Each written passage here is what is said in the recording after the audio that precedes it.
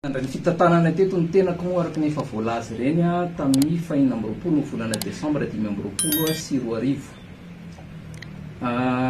Folo andro taorianan'izay ny enina ny volana janoary 2024 no nanapa-kevitra zany ny tenako araky ny mahazatra moa manana ny olona iveriko fa hitondra fanavaozana fanatsarana angakaingana kokoa eto anivon'ny aviation civile de Madagascar dia anisan'ireo olona mosoloina midafy teo aloha zany hoe ny fahenina ny volana janoary 2024.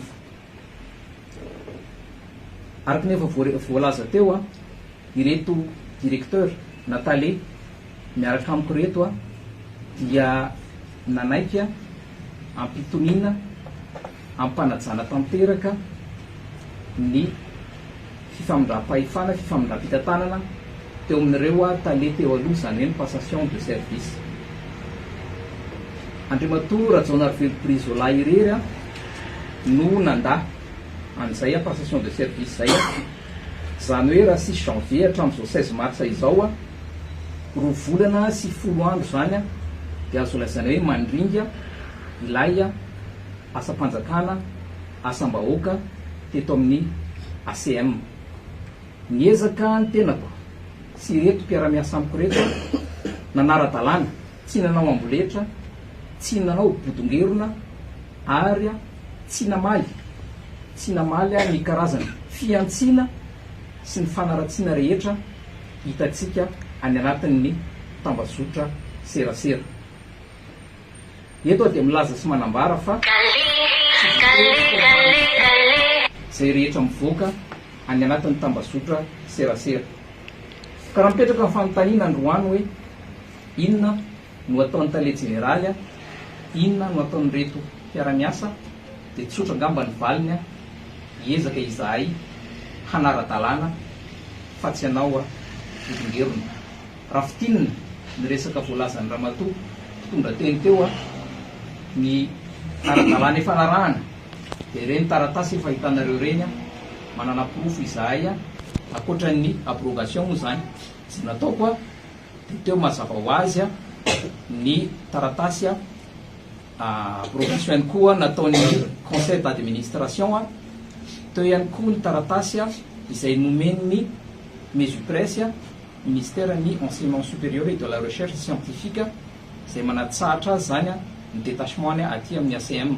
Ary ny farany efa voalazantsika teo dia ny extrait de plumitif na ny taratasy mazava avy any amin'ny conseil d'état fa nolavina avokoa ilay fitoriana napetraky io dafy teo aloha io. Inona no atao androany ialanenina farany izahay efa nisy taratasy nomena azy teo voaray an'ny secrétaireny dia efa fantany farapitso amin'ny valo maraina ny passation eto anivon'ny ACM Tsimbazaza miaraka amin'ireo document nangatana ao anatin'izay taratasy zay.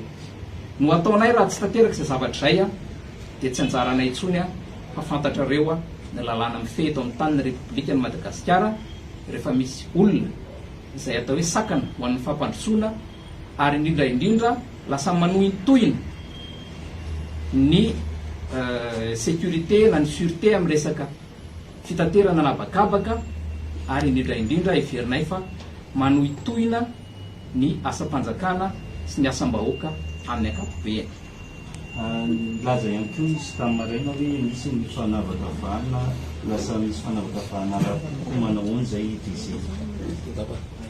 Alo madame Kovinany Malagasy.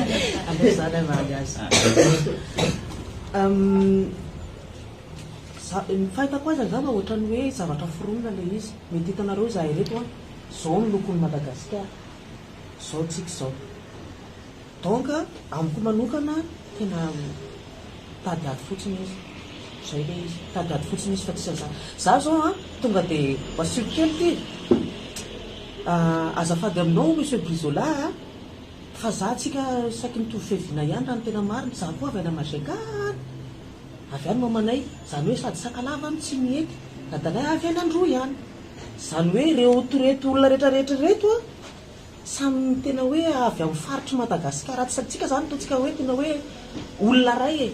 Fa le izy rehefa hovozina amin'izay le izy rehefa fantatrao zany hoe tsy mety le izy mety miteny ianao hoe tsy manara-dalàna izahay mety miteny ianao hoe ianao no tena manara-dalàna fa raha izay tena hoe fanarahanay izay sitraponao izay hatramin'ny voalohany tena aloha tena tenenanay hoe okizay fa ampizay rehetra satria zay nataonao teo zay nangatahanao teo nitorianao izahay fa ila ho isan'andro nanaiky foana izahay nentinao tany amin'ny TA izahay tena amin'ny tribunal administratif nakany izahay nentinao tany amin'ny conseil d'état nakany foana izahay tsy mijanona mihitsy satria lasa ny sitraponao no ataonay nefa anympanjakany ty ny ACM ndresaka inoko fa tsy orinasa-pianakaviana ny ACM ary tsy orinasanao fa orinasany anympanjakana Madagasikara ny ACM ka alohantsika zany ifanaja foana alohantsika ifanaja dia alohan'ny ACM iasa alohan'ny DG iasa ny mpanao gazety Rajaonarivelo Bizola tale teo aloha misahana ny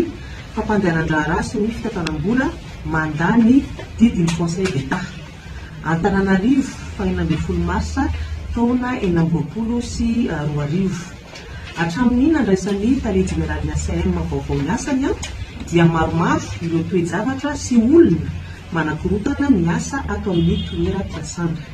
Ny ankamaroan'ireo tale teo aloha dia nanaiky anatanteraka ny famindranandraikitra toy ny fanao rehefa misy fitalehavana vaovao. Fa ny tale teo aloha izay misahana ny fampandehanan-draharaha sy ny fitantanam-bola kosa dia mbola mandà ny anatanteraka amin'izany hatreto. Taoriana ny antso voalohany natao tamin'ny anaovana ny famindranandraikitra dia nitory tany amin'ny tribunal administratif sy ny conseil d'état izy mba hahazahony ny atao hoe sursis à exécution sy ny fanafoanana ny fanesorana azy. Saingy no lavin'ireo fitsarana maefa ireo avokoa izany fangatahany izany. Araky ny loharanom-baovao ato anatiny misy zava-misy ankehitriny dia mety vokatry ny fametanana famitohinana fanaratsiana manokana ary fiparitahan'ireo dossier sampady tsy azo aparitaka.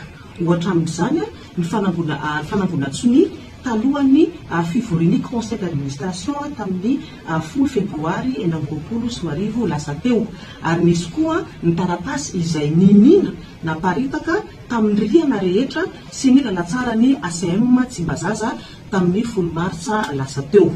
Tamin'ity marainy ity izay fantatrareo tsara dia ny antso mpanao gazety indray izy tato amin'ny tokotanin'ny ACM i Andriamatoa Rajaonarivelo Brizola izay tsy mbola fantatray mihitsy hoe inona ny antony nantsovany anareo. Taoriana ny didy nanafoanana azy taoriana ny didy izay nataony tale jeneraly vaovao avy eo nataony tribunal administratif ary farany natao tao amin'ny conseil d'état dia tsy tokony ary tsy miasa intsony ato amin'ny ACM na ny mahataly azy teo aloha misahana ny fampandehanan-draharaha sy ny fitantanam-bola i Andriamatoa Brizola. Na izany aza mbola mandà ireo fanapahan-kevitra ireo izy hatramin'izao izay miteraka tsy filaminana ato amin'ny ACM ary manakana ny fandehany asa rehetra. Izay zany aloha raha fitikitinina ny zava-miseho ato amin'ny ACM.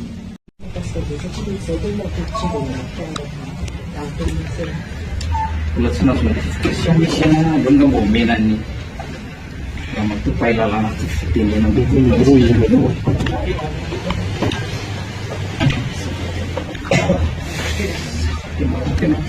sotra amin'ny fanontaniana mipetraka ro gazety hoe araky ny nambara sy ny vetesiny mbola tsy nahazo notification izy. Raha nahen'ny communiqué teo isika dia izy no nametraka fitoriana. Ny partie diligente zany no mila mahafantatra hoe aiza metahany dossier ka mety lainga foroniny ve sanatria na fanodinana resaka ny zavatra teneniny nefa ny fantany tsara zao fa nisy audience tamin'ny nampidirany ny fitoriana. Eo amin'ny resaka notification indray efa voarain'ny secrétaire ny notification fa izy dia mandahindray amin'ny personne ny notification ary nanantsika proof zany afaka sorana mpanao gazety.